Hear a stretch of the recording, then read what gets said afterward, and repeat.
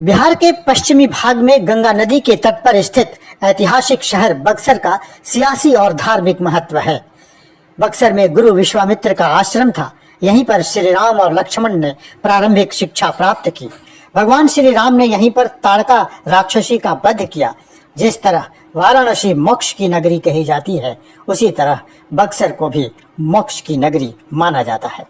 संसदीय राजनीति की बात करें तो एक जमाने में बक्सर कांग्रेस का अभेद्य किला था, लेकिन 1971 के चुनाव में कांग्रेस के विजय रथ को भारतीय लोक दल ने रोका और रामानंद तिवारी यहां से सांसद बने।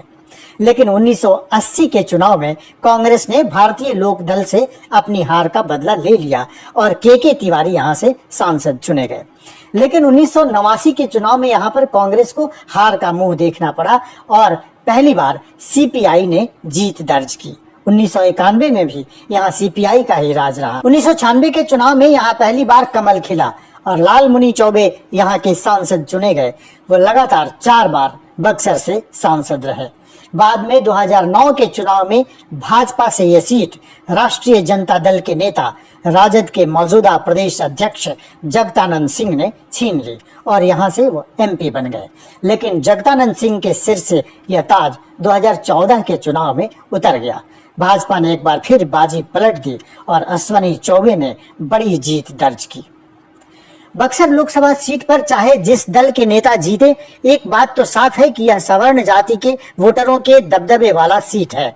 साल 2014 के चुनाव में इस सीट पर दूसरे नंबर पर आरजेडी, तीसरे नंबर पर बीएसपी और चौथे नंबर पर जेडीयू थी। अब 2024 के आम चुनाव के लिए सभी दलों ने कमर कस लिया है।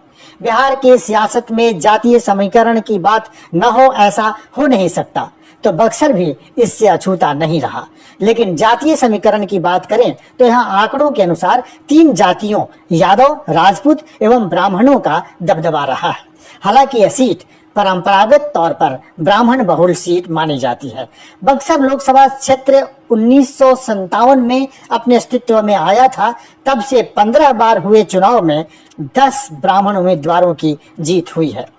लेकिन 2008 के परिसीमन के बाद अब इस सीट पर ब्राह्मणों की संख्या कम हो गई है, क्योंकि 2008 से पहले शाहपुर और जगदीशपुर विधानसभा भी बक्सर लोकसभा क्षेत्र का ही हिस्सा थे, जहां ब्राह्मणों की संख्या ज्यादा थी। लेकिन परिसीमन के बाद अब यह दृश्य बदल गया है। शाहपुर और जगदीशपुर अब आरा लोकसभा क्षेत्र के हिस्सा हैं, तो रामगढ़ और दिनारा विधानसभा, जहां राजपूत और यादवों का वर्चस्व है, अब बक्सर लोकसभा क्षेत्र का हिस्सा बन गए हैं। अब बक्सर लोकसभा क्षेत्र में जो विधानसभा सीटें आती हैं, उसमें ब्रह्मपुर, बक्सर, डुमरांव, राजपुर, दिनारा और रामगढ़ हैं।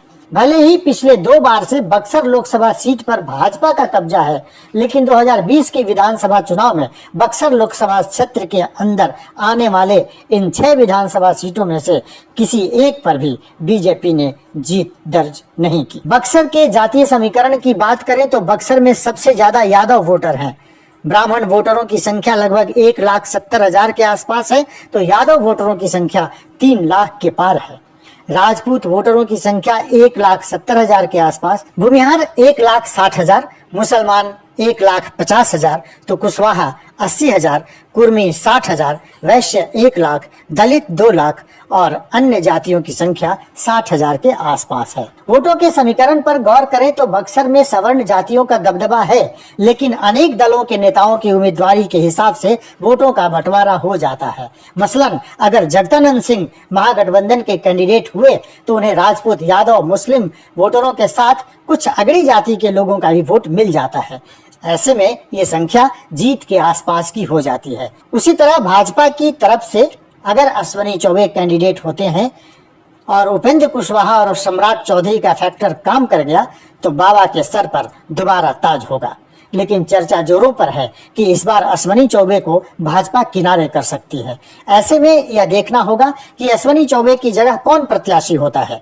चर्चा जोरों पर है कि इस बार बक्सर में फिल्म स्टार एवं दिल्ली भाजपा के पूर्व अध्यक्ष एवं उत्तर पूर्वी दिल्ली के मौजूदा सांसद मनोज तिवारी अपना भाग्य आजमा सकते हैं।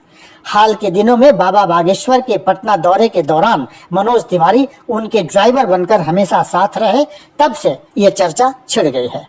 दूसरी चर्चा यह भी है कि अश्वनी चौबे यह सीट अपने बेटे अर्जित शाश्वत को देना चाहते हैं।